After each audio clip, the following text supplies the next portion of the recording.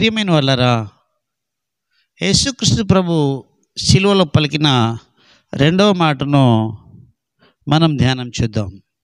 లూకా సువార్త 23వ అధ్యాయము 43వ వచనము. నేడు నీవు నాతో కూడా పరదేశంలో ఉందువని నిశ్చయముగా నీతో చెప్పుచున్నాను నేను. ఈ మాట యేసుక్రీస్తు ప్రభు ఒక దొంగతో చెప్పాడు. ప్రియమైన వాళ్ళరా, యేసుక్రీస్తు ప్రభుని సిలువ వేసినప్పుడు తన కుడివైపు ఒకరు, ఎడమవైపు ఒకరు, ఇద్దరు దొంగలు ఉన్నారు. అయితే ఆ ఇద్దరు దొంగలు యేసు ప్రభుతో పాటు వారిని కూడా సిలువ వేయడం జరిగింది. ఇద్దరు పాపుల మధ్య పరిశుద్ధుడైన యేసుక్రీస్తు ప్రభుని సిలువ వేస్తున్నారు. ఇది విచారించదగిన విషయము. ఎందుకంటే మనం ఇంకా పాపులమై ఉండగానే ప్రభు మన కొరకు చనిపోయిన వాక్యము మనకు కనిపిస్తుంది. విషయం ఏమనగా, ప్రియమైన వాళ్ళరా, యేసు ప్రభుతోటి ఒక దొంగ అంటాడు, నువ్వు నిజంగా దేవుడు అయితే, నువ్వు నిజంగా క్రీస్తువు అయితే నిన్ను నువ్వు రక్షించుకో, ఆ తర్వాత చేతనైతే మాకు రక్షించు అని చెప్పడం జరిగింది. కానీ రెండవ దొంగ ఏం చెప్పాడంటే, నువ్వు నోరు మూసుకో, జీవితంలో మనం ఎన్నో పాపములు చేశాము, ఎన్నో అపవిత్ర కార్యములు చేశాము, ఈ శిక్ష భరించడానికి మనకు అర్హత ఉన్నది. కానీ ఏ పాపం చేయని పరిశుద్ధుడైన యేసుక్రీస్తు ఈ శిలువ వేస్తున్నాడంటే ఇది మనందరి కొరకు, మనందరి పాపం కొరకు అని ఆ దొంగ గ్రహించి ప్రభుతోడు వేడుకుంటాడు. ప్రభువా, నేను ఈ జీవితాంతము పాపం చేశాను, ఇప్పుడు చనిపోతున్నాను, నన్ను కూడా నీ రాజ్యంలో జ్ఞాపకం చేసుకో ప్రభువా అని ఎంతో వినయముతో తగ్గించుకొని ఆ దొంగ అడగడం జరిగింది. అయితే తగ్గించుకొని ఎవరైతే అడిగారో ఆ దొంగని దేవుడు క్షమించాడు, అప్పటికప్పుడే క్షమించాడు. అప్పటికప్పుడే నేడు నీవు నాతో కూడా పరదేశిలో ఉందువని చెప్పడం జరిగింది. ప్రియమైన వాళ్ళరా, అంటే ఆ రోజు శిలువలో చనిపోయిన తర్వాత వారు ఎక్కడ పోయారంటే పరదేశిలో పోయారు. ఇక్కడ ఆ రోజు ఇద్దరు దొంగలు చనిపోయారు, యేసుక్రీస్తు ప్రభు చనిపోయారు. అయితే చనిపోయినటువంటి యేసుక్రీస్తుతో పాటు ఇద్దరు దొంగలు పరదేశి మార్గంలో వెళ్ళారు. కానీ అదే దొంగ పాతాళ మార్గంలో వెళ్ళారు. ప్రియమైన వాళ్ళారా, నువ్వు చనిపోయే ముందు ప్రభువుని నీ సొంత రక్షకుడుగా అంగీకరించినట్లయితే నీవు దేవుని పరదేశిలో ఉంటావు, ఇది నిశ్చయము. అందుకని మార్కు సువార్త 16వ అధ్యాయం 16వ వచనంలో, నమ్మి బాప్తిసం పొందినవాడు రక్షించబడతారు, నమ్మని వారికి శిక్ష. కొంతమంది ఈ మాటని బట్టి హేళన చేసేవారు ఉన్నారు. సర్వ మానవ లోకానికి ఇదొక హెచ్చరిక.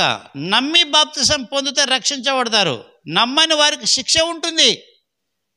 ఈ వాక్యం నమ్మదగినది. ప్రియమైన వాళ్ళరా, అక్కడ నమ్మాడు ఆ దొంగ, జ్ఞాపకం చేసుకోమన్నాడు. ప్రియమైన వాళ్ళరా, ఈ యొక్క పరదేశం అంటే చూసినట్లయితే ఇది నెమ్మది స్థలము, అక్కడ ఆత్మలు వేచి ఉండే స్థలము. ప్రియమైన వాళ్ళరా, ఈ పరదేశంలో ఎవరు వెళ్తారు అనేది చూసినట్లయితే ప్రకటన గ్రంథము 2వ అధ్యాయం 7వ వచనంలో ఉంటుంది, జయించువానికి దేవుని పరదేశంలో ఉన్న జీవవృక్ష ఫలము భుజింపనిత్తునని వాక్యం ఉంది. ఈ లోకంలో శరీరాశ, నేత్రాశ, జీవడంబం నుండి ఎవరైతే జయిస్తారో వారికి పరదేశంలో జీవవృక్ష ఫలం ఉంటుంది. ఆ ఫలాన్ని భుజించే అవకాశం ఉంటుంది, అక్కడ నెమ్మది ఉంటుందని మనకు వాక్యం సెలవిస్తుంది. ప్రియమైన వాళ్ళరా, అయితే మరి దీనిని బట్టి మనము 2 విషయాలు నేర్చుకోవాలి. ఏంటంటే, ఒకడు జీవితము చివరి ఘడియలో మరిక పశ్చాత్తాపం చెందితే వారు రక్షించబడతారు. రెండవది, విశ్వాసులు మరణించగానే పరదేశంలో వెళ్తారనేటువంటి విషయము. ఈ రెండు విషయాలు మనము అర్థం చేసుకోవచ్చు ప్రియమైన వాళ్ళరా. అయితే అక్కడ మరొక విషయం ఏమనగా,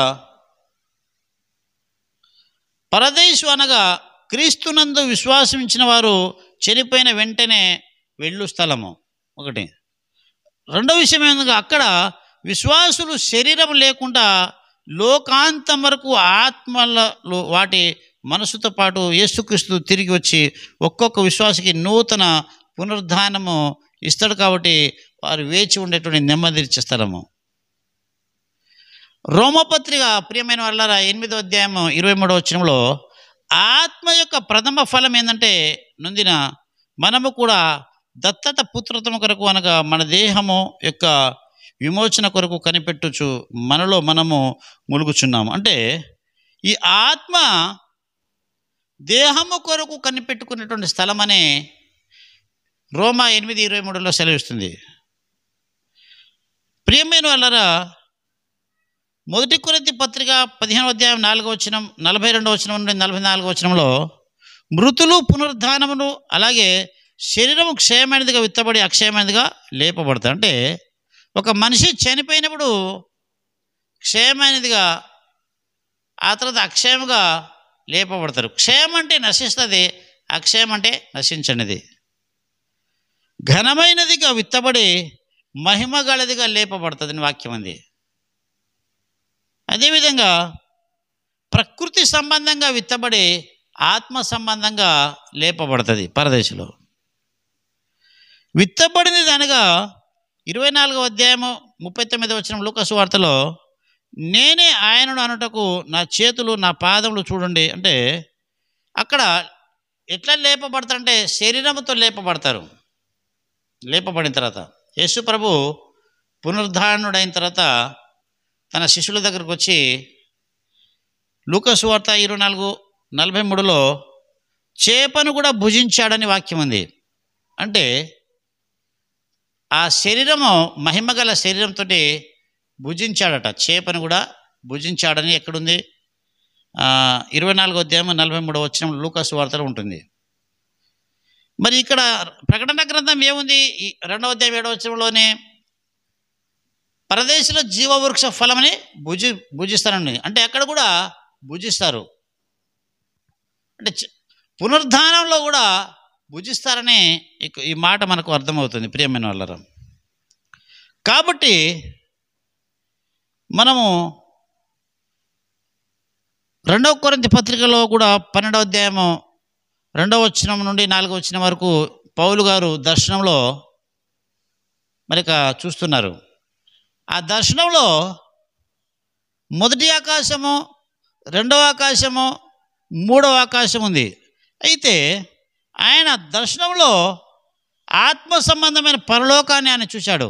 మొదటి ఆకాశం అంటే మనకు కనిపించే మేఘములు, 2వ ఆకాశం అంటే సూర్యుడు, చంద్రుడు, నక్షత్రాలు, 3వ ఆకాశం అంటే పరలోక రాజ్యము. ఆ పరలోక రాజ్యాన్ని ఆయన దర్శించినట్టుగా ఆ దర్శనంలో తెలియపరుచున్నాడు. కాబట్టి అది పరదేశాన్ని కూడా అంటారు ప్రియమైన వాళ్ళరా. కాబట్టి ఏది ఏమైనప్పటికీ మనం చనిపోయే లోపు యేసు ప్రభుని తప్పకుండా ప్రతి మానవుడు అంగీకరించాలి.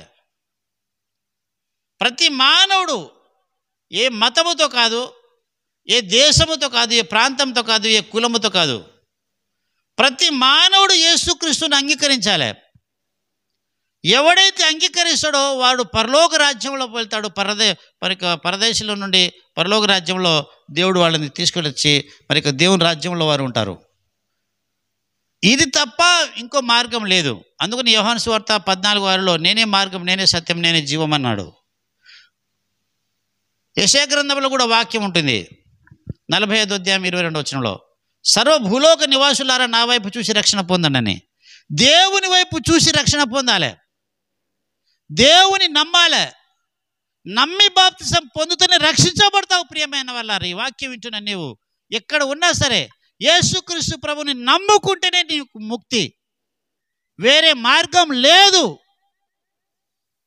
అని స్పష్టంగా పరిశుద్ధ గ్రంథాన్ని చదవమని మీకు విన్నవిస్తున్నాను. ప్రభు ఈ మాటలు దీవించును గాక. ఆమేన్.